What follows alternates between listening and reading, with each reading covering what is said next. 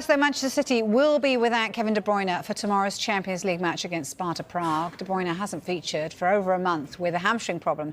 Now, City boss Pep Guardiola wouldn't put a timescale on his potential return. As you know, Rodri and Oscar, the other one's training and getting better. The guys still they are not completely fit, like Kevin, for example. Yeah, on Kevin, how close is he? I mean, when would you expect him to be available for? To be completely fit. He doesn't feel comfortable at all, so he cannot express his incredible potential at his best. So that's why he's training a little bit better, but still is not. He doesn't feel. He said to me, "Still, I don't feel good."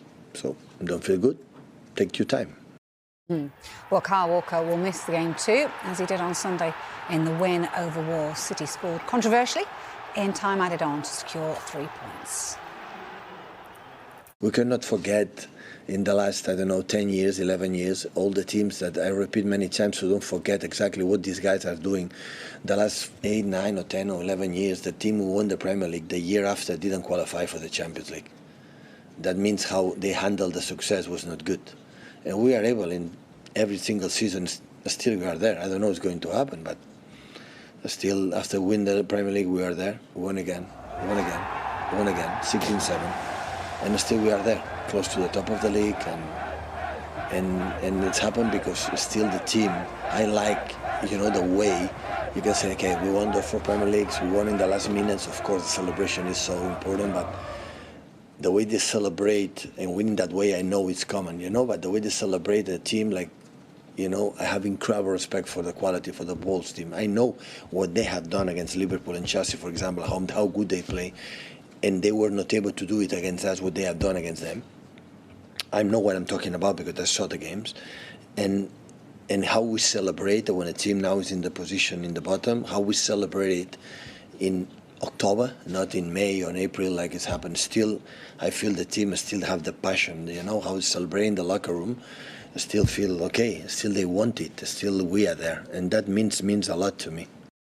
Pep Guardiola finally decides on Man City future as massive contract verdict is reached. Pep Guardiola has decided to stay as Manchester City manager and will soon sign a new contract with the Premier League champions, with the move being branded as a very clever move by one observer. Guardiola is out of contract at the Etihad at the end of the season and had indicated earlier this year that he might not go on for too much longer in the wake of Jurgen Klopp's decision to step away from Liverpool.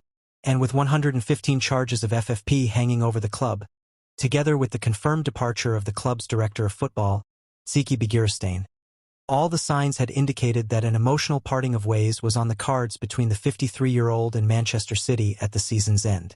However, in recent weeks, Guardiola has indicated that he is now more likely to stay, insisting he feels the love from City's fanbase and that any decision to hang around will be based around his job satisfaction as opposed to feeling like he needs to prove himself. Now, according to multiple reports, Guardiola has indeed made a final decision on his future and will indeed extend his deal, with an announcement potentially due before the end of the month, and with pundit Paul Robinson quickly reacting to it by branding the development as massive news and a very clever move. This massive news for Manchester City.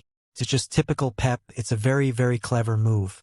I think it shows his loyalty to the club, and it shows he's still got the hunger, the former England goalkeeper told Football Insider.